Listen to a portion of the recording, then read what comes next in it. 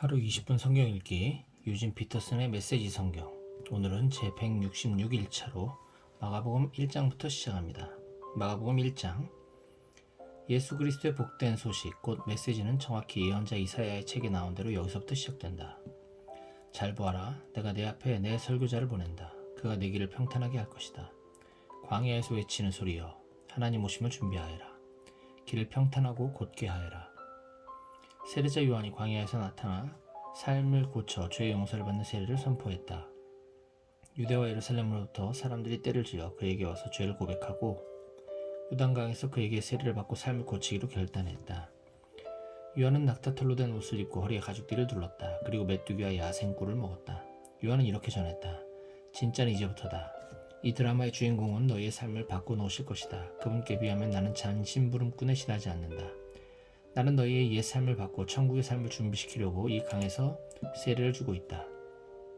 그러나 그분의 세례, 성령의 거룩한 세례는 너희를 완전히 바꿔놓을 것이다. 그때 예수께서 갈릴리 나사렛에서 오셔서 요단강에서 요한에게 세례를 받으셨다. 물에서 올라오시는 순간 예수께서는 하늘이 열리고 하나님의 영이 비둘기같이 그분 위에 내려오는 것을 보셨다. 성령과 더불어 한 음성이 들려왔다. 너는 내가 사랑으로 선택하고 구별한 내 아들, 내 삶의 전부다. 동일한 성령께서 즉시 예수를 광야로 몰아내셨다. 예수께서는 광야에서 40일을 밤낮으로 사탄에게 시험을 받으셨다. 들짐승들이 그분과 함께 있었고 천사들이 그분을 도왔다. 요한이 체포된 뒤에 예수께서 갈릴리에 가셔서 하나님의 메시지를 전파하셨다. 때가 다 되었다. 하나님 나라가 여기 있다. 너희 삶을 고치고 메시지를 믿어라. 예수께서 갈릴리 호숫가를 지나시다가 시몬과 그의 동생 안드레가 그물을 던지는 것을 보셨다. 고기잡이는 그들의 평소 직업이었다. 예수께서 그들에게 말씀하셨다. 나와 함께 가자. 내가 너희를 새로운 어부가 되게 하겠다. 잉어와 가무치 대신에 사람을 낚는 법을 가르쳐 주겠다. 그들은 아무것도 묻지 않고 그물을 놓아두고 그분을 따라갔다. 예수께서 호숫가를 10여 미터쯤 더 가시다가 세베대의 아들인 야고보와 요한 형제를 보셨다. 그들은 배에서 그물을 손질하고 있었다. 예수께서 곧바로 그들에게 똑같이 제안하셨고 그들은 즉시 아버지 세베대와 배와 품꾼들을 버려두고 그분을 따라갔다. 그들은 가버나움에 들어갔다. 안식일이 돌아오자 예수께서 지체하지 않고 회당으로 가셨다. 예수께서는 거기서 가르치시며 하루를 보내셨다. 사람들은 종교학자들처럼 궤변과 인용을 늘어놓지 않는 아주 솔직하고 확신에 찬 그분의 가르침에 놀랐다. 예수께서 아직 회당에 있는데 정신이 이상한 사람이 난데없이 끼어들어 소리를 질렀다. 나사렛 사람 예수여, 무슨 일로 우리한테 왔습니까? 나는 당신이 무슨 일을 하려는지 압니다. 당신은 하나님의 거룩한 분이시며 우리를 멸하러 왔습니다. 예수께서 그 입을 막으셨다. 조용히 하고 그에게서 나오너라. 괴롭히던 귀신이 그 사람에게 경련을 일으키고는 큰 소리로 대들면서 나갔다. 거기 있던 사람들 모두가 믿기지 않는다는 듯 신기하며 웅성거렸다. 이게 어찌된 일인가? 이 사람이 더러운 귀신들의 입을 막고 내쫓다니. 말한 대로 이루어지는 새로운 가르침인가? 이 소식이 빠르게 퍼져서 온 갈릴리에 알려졌다. 회당에서 나온 그들은 야고보와 요한과 함께 곧바로 시몬과 안드레 집으로 갔다. 시몬의 장모가 몸져 누워 있었는데 열이 불덩이 같았다. 그들이 예수께 알렸다. 예수께서 그녀에게 가서 손을 잡아 일으키셨다. 그러자 열이 곧 떨어졌고 그녀는 일행의 저녁을 준비했다. 그날 저녁 해가 저물자 사람들이 병자와 귀신 들려 괴로워하는 사람들을 예수께 데려와서 온 동네가 문전성시를 이루었다. 예수께서 그들의 병든 몸과 고통당하는 심령을 고쳐주셨다. 귀신들이 그분의 참 정체를 알았으므로 예수께서는 그들이 한마디도 하지 못하게 하셨다. 날이 밝기 한참 전에 예수께서 일어나셔서 한적한 곳으로 기도하러 가셨다. 시몬과 그 일행이 그분을 찾으러 갔다. 예수를 만나자 그들이 말했다. 사람들이 다 주님을 찾고 있습니다. 예수께서 말씀하셨다. 다른 마을로 가자. 내가 거기서도 전도해야겠다. 나는 이 일을 하러 왔다. 예수께서는 갈릴리 온 회당을 다니시며 전도하고 귀신을 쫓아내셨다. 한 나병 환자가 그분께 와서 무릎을 꿇고 간청했다. 원하시면 저를 깨끗하게 하실 수 있습니다. 못내 측은한 마음이 든 예수께서 손을 내밀어 그에게 대며 말씀하셨다. 내가 원한다. 깨끗하게 되어라. 그러자 그 즉시 나병이 깨끗하게 사라졌고 그의 살갗은 보드랍고 온전해졌다. 예수께서 그를 보내시며 엄히 명하셨다. 누구에게도 아무 말하지 마라. 깨끗하게 되었으니 모세가 정한 예물을 가지고 제사장에게 가서 내 몸을 보여라. 그러면 네가 나은 것이 사람들에게 입증될 것이다. 그러나 그 사람은 모퉁이를 돌아서자마자 만나는 사람마다 그 일을 이야기하며 온 동네에 소문을 퍼뜨렸다. 그래서 예수께서 더 이상 시내의 자유로 드나들지 못하고 외딴 곳에 머무셨다. 그러나 사람들은 온 사방에서 그분을 찾아왔다. 마가복음 2장. 며칠 후에 예수께서 가버나움에 돌아오시자 그분이 집에 계신다는 소문이 퍼졌다. 무리가 문 앞을 꽉 메워서 아무도 드나들 수 없었다. 예수께서는 말씀을 가르치고 계셨다. 사람들이 한 중풍병자를 4사람에게 들려서 예수께 데려왔다. 사람이 많아서 안으로 들어갈 수가 없자 그들은 지붕을 뜯어내고 중풍병자를 들것을 달아냈다. 그들의 담대한 믿음에 감동하신 예수께서 중풍병자에게 말씀하셨다. 아들아, 내가 내 죄를 용서한다. 거기 앉아있던 몇몇 종교학자들이 자기들끼리 수군거리며 말했다. 저렇게 말하면 안 되지. 저것은 신성모독이다. 오직 하나님만이 죄를 용서하실 수 있다. 예수께서 그들의 생각을 곧바로 하시고 말씀하셨다. 너희는 어찌 그리 의심이 많으냐. 중풍병자에게 내가 내 죄를 용서한다고 말하는 것과 일어나 내 들것을 들고 걸어가라고 말하는 것 중에 어느 쪽이 더 쉽겠느냐. 내가 인자인 것과 내가 어느 쪽이든 행할 권한이 있다는 것을 분명히 보여주겠다. 그러고는 중풍병자를 바라보시며 이렇게 말씀하셨다. 일어나거라. 내 들것을 들고 집으로 가거라. 그 사람은 그 말씀대로 일어나서 그 들것을 가지고 모두가 보는 앞에서 걸어나갔다. 사람들은 도무지 믿기지 않아 자신들의 눈을 비볐다. 그리고 나서 하나님을 찬송하며 말했다. 우리 평생에 이런 일은 처음 본다. 예수께서 다시 호숫가를 걸으셨다.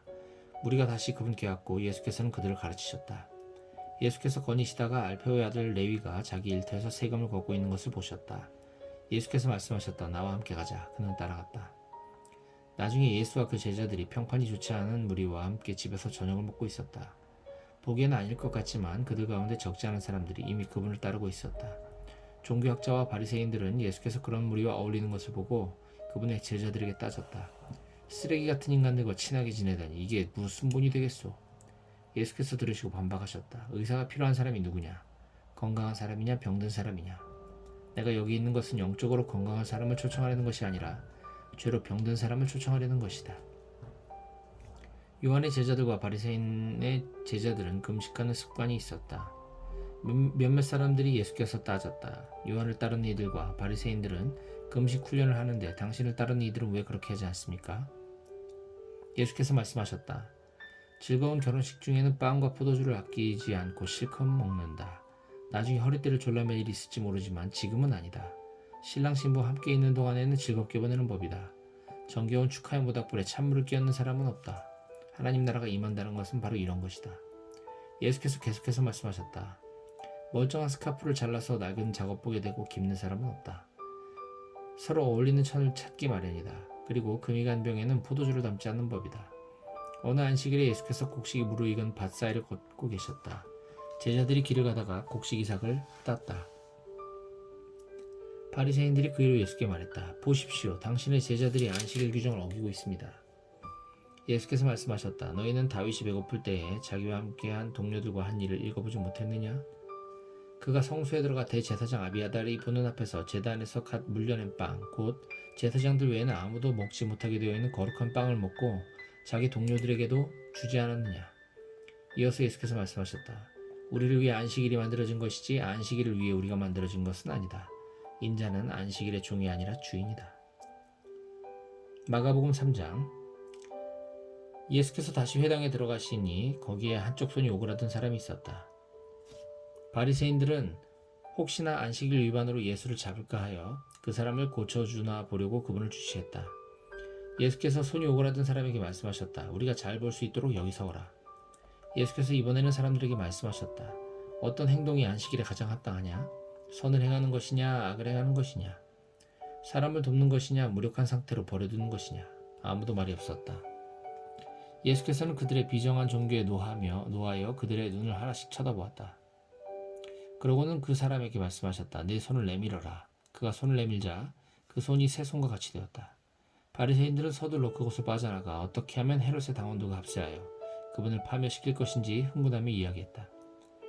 예수께서 그곳을 피해 제자들과 함께 바닷가로 떠나가셨다. 그러나 갈릴리에서 큰 무리가 따라왔고 유대와 예루살렘과 이두메와 요단강 건너편과 두로와 시돈 근방에서도 큰 무리가 따라왔다.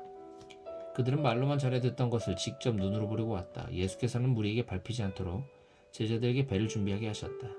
예수께서 지금까지 많은 사람들을 고쳐주셨으므로 온전치 못한 사람은 서로 밀고 당기며 그분께 다가가서 그분을 만지려고 했다. 악한 귀신들이 그분을 알아보고는 엎드려 부르짖었다. 당신은 하나님의 아들입니다. 그러나 예수께서는 그 말을 받아들이지 않으셨다. 그들의 입을 다물게 하여 자신의 정체를 사람들에게 알리지 못하게 막으셨다. 예수께서 산에 올라가셔서 자신이 원하는 사람들을 초청하셨다. 그들이 함께 올라갔다. 예수께서 12명을 정하시고 그들을 사도로 임명하셨다. 그분의 계획은 그들로 자신과 함께 있게 하고 그들을 보내 말씀을 선포하게 하며 그들에게 귀신을 쫓아내는 권세를 주시려는 것이었다. 그 12명은 다음과 같았다. 시몬, 나중에 예수께서 그에게 베드로, 곧 바위라는 이름을 지어주셨다. 세베대의 아들 야고보, 야고보의 동생 요한, 예수께서 세베대의 두 아들에게는 천둥의 아들을 뜻하는 보아너기에라는 별명을 붙여주셨다. 안드레, 빌립, 바돌로메, 마테, 도마, 알페오의 아들 야고보, 다데오, 가나안 사람 시몬, 가룟 유다, 그분을 배반한 자다. 예수께서 집에 오시자 여느 때처럼 무리가 모여들었다. 예수께서 이것저것 해달라고 청하는 사람들이 많아서 그분은 식사할 겨를조차 없었다. 예수의 친구들이 상황을 듣고서 필요하다면 억지로라도 그분을 구해내려고 왔다. 그들은 그분이 제정신을 잃어가는 것은 아닌지 의심했다. 예루살렘에서 종교학자들이 내려와서 예수가 마술을 부리고 마귀의 속임수를 써서 그 능력으로 사람들의 이목을 끌고 있다는 소문을 퍼뜨렸다. 예수께서 그들의 비방에 이런 이야기로 맞섰다. 마귀를 보내 마귀를 잡고 사탄을 이용해 사탄을 없앤다는 것이 말이 되느냐? 늘 싸움질하는 가지고 무너지기 마련이다. 사탄이 사탄과 싸우고 있으면 사탄은 이내 남아나지 못할 것이다. 환한 대낮에 시퍼렇게 눈을 뜬 건장한 사내의 집에 들어가서 그 살림을 가지고 달아나려면 먼저 그 사람을 묶어야 하지 않겠느냐? 그를 묶으면 집을 깨끗이 털 수 있다. 잘 들어라. 내가 너에게 경고한다. 용서받지 못할 말에는 행동은 없다. 그러나 너희가 하나님의 성령을 끝까지 비방하면 너희를 용서하시는 바로 그분을 물리치는 것이 된다. 그것은 너희 자신이 걸터앉은 나뭇가지를 톱으로 잘라내는 것이며 용서하시는 그분과의 모든 관계를 너희 자신의 사악함으로 끊어버리는 것이다. 예수께서 이렇게 경고하신 것은 그들이 그분을 악한 자와 한패로 몰았기 때문이다. 그때 예수의 어머니와 동생들이 나타났다. 그들은 밖에 서서 그분과 잠시 할 말이 있다는 전가를 보냈다. 예수께서 그 전가를 받을 때에 무리에 둘러싸여 있었다. 선생님의 어머니와 동생들이 밖에서 찾고 있습니다. 예수께서 대답하셨다. 내 어머니와 형제들이 누구라고 생각하느냐? 그러고는 둘러앉은 사람들을 일일이 쳐다보며 말씀하셨다. 내 어머니와 형제들이 여기 바로 너희 앞에 있다. 순종이 피보다 진하다. 하나님의 뜻에 순종하는 사람이 내 형제요 자매요 어머니다. 마가복음 4장. 예수께서 다시 바닷가에서 가르치셨다. 무리가 인산인해를 이루고 있어서 예수께서는 해안에서 좀 떨어진 배에 오르셔야 했다. 사람들이 물가로 몰려와서 배를 설교단으로 삼으신 것이다. 예수께서 많은 이야기로 가르치셨다. 들어라. 너희는 어떻게 생각하느냐? 어떤 농부가 씨를 뿌렸다. 씨를 뿌리는데 더러는 길 위에 떨어져서 새들이 먹어버렸다. 더러는 자갈밭에 떨어져서 금세 싹이 났으나 뿌리를 내리지 못해 해가 뜨자 곧 시들어버렸다. 더러는 잡초밭에 떨어져서 싹이 났으나 잡초 틈새에 짓눌려 아무 소득이 없었다. 더러는 좋은 땅에 떨어져서 무성하게 자라 농부가 생각지도 못한 큰 결실을 맺었다. 너희는 듣고 있느냐? 정말로 듣고 있느냐? 예수께서 따로 계실 때에 그분 곁에 있던 사람들이 12제자와 함께 그 이야기에 대해 물었다. 예수께서 그들에게 말씀하셨다. 너희에게는 하나님 나라를 아는 깨달음이 주어졌다. 너희는 하나님 나라가 어떻게 되어가는지 안다. 그러나 아직 볼 줄 모르는 사람들에게는 모든 것을 이야기로 풀어나간다. 마음을 준비시키고 마음을 열어 깨닫도록 주의를 환기시키려는 것이다. 그들은 눈을 떴으나 하나도 보지 못하고 귀가 열렸으나 한마디도 알아듣지 못하며 돌아서지도 않고 용서받기도 거부한다. 예수께서 계속해서 말씀하셨다. 이 이야기가 어떻게 되어가는지 알겠느냐? 내가 아는 모든 이야기는 이렇게 이루어진다. 농부가 말씀을 뿌린다. 어떤 사람은 딱딱한 길바닥에 떨어진 씨와 같다. 말씀을 듣자마자 사탄이 그 속에 뿌려진 것을 낚아채 간다. 또 어떤 사람은 자갈밭에 떨어진 씨와 같다. 그는 처음 말씀을 들을 때는 아주 뜨겁게 반응한다. 하지만 성품의 토양이 얕다 보니 감정이 식거나 어려움이 닥치면 아무 쓸모없게 되고 만다. 잡초밭에 떨어진 씨는 천국 소식을 듣기는 듣지만 해야 할 온갖 일과 갖고 싶은 것에 대한 염려로 짓눌려 있는 사람을 가리킨다. 스트레스에 숨이 막혀서 들은 것조차도 아무 소득이 없다. 그러나 좋은 땅에 뿌려진 씨는 말씀을 듣고 품어서 생각지도 못한 큰 결실을 맺는 사람을 가리킨다.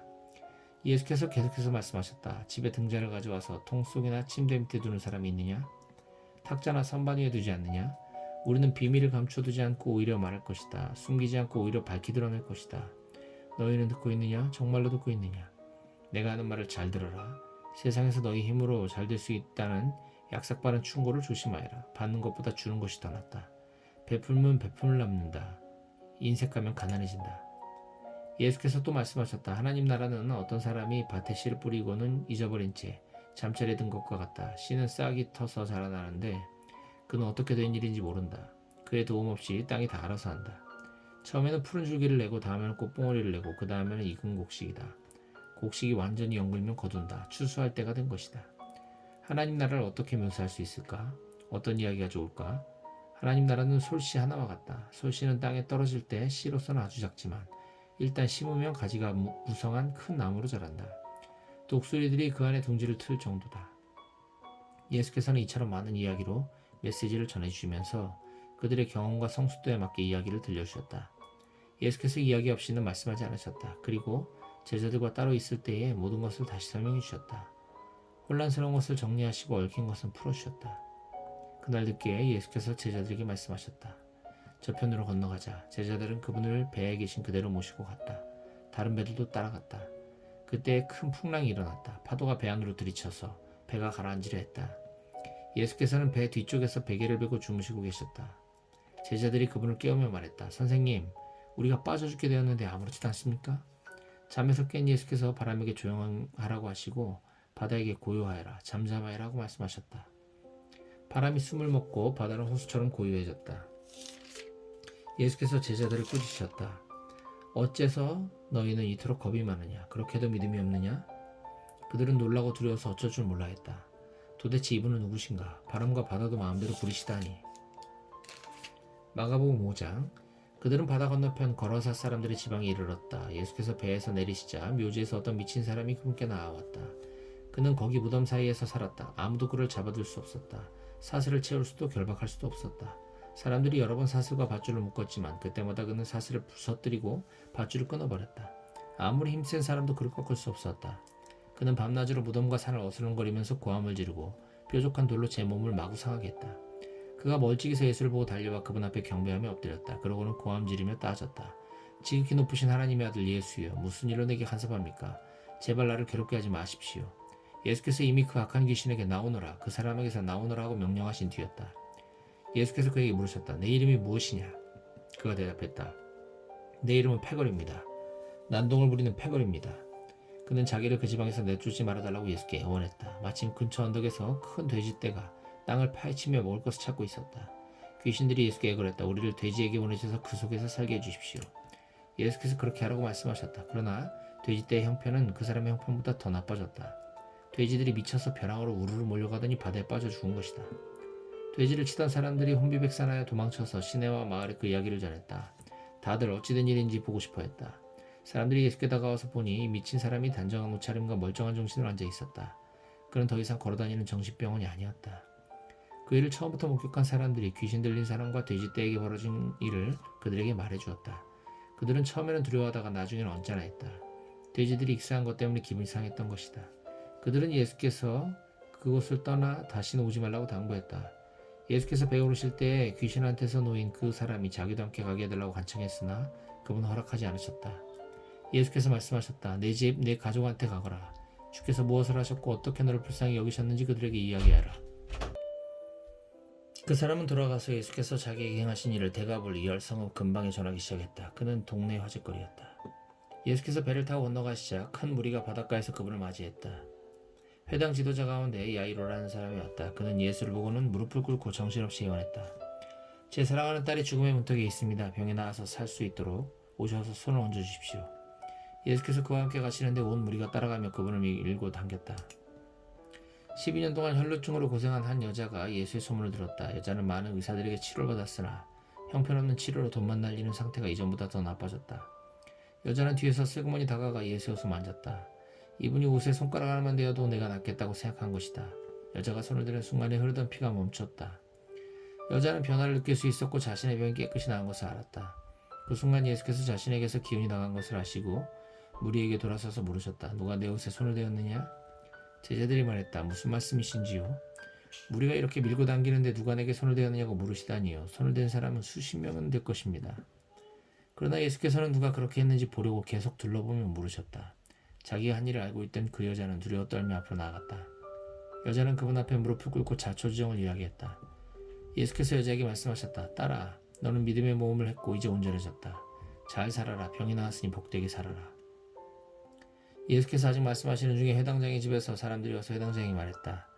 따님이 죽었습니다. 선생님을 더 괴롭게 해드릴 일이 있겠습니까? 예수께서 그들이 하는 말을 들으시고 그 회당장에게 말씀하셨다. 그들의 말을 듣지 말고 나만 신뢰하여라. 예수께서는 베드로, 야고보, 요한 외에는 아무도 따라오지 못하게 하셨다. 회당장의 집에 들어선 그들은 그 이야기거리를 찾는 입방아꾼들과 음식을 나르는 이웃 사이를 헤치고 지나갔다. 예수께서 불쑥 말씀하셨다. 어째서 이렇게 너도 나도 울고불고 말이 많으냐. 이 아이는 죽은 것이 아니라 자고 있다. 사람들은 저가 알지도 못하면서 저런 말을 한다고 비웃었다. 예수께서 그들을 다 내보내신 뒤에 아이 부모와 자기 동료들만 데리고 아이 방으로 들어가셨다. 예수께서 소녀의 손을 꼭 잡고 말씀하셨다. 달리다굼. 이는 소녀야 일어나라 라는 뜻이다. 그러자 소녀가 일어나서 걸어 다녔다. 소녀의 나이는 12살이었다. 그들은 모두 기뻐서 어쩔 줄 몰라 했다. 예수께서는 그 방에서 일어난 일을 아무에게도 알리지 말라고 그들에게 엄히 명하셨다. 그리고 아이에게 먹을 것을 주어라 하고 말씀하셨다.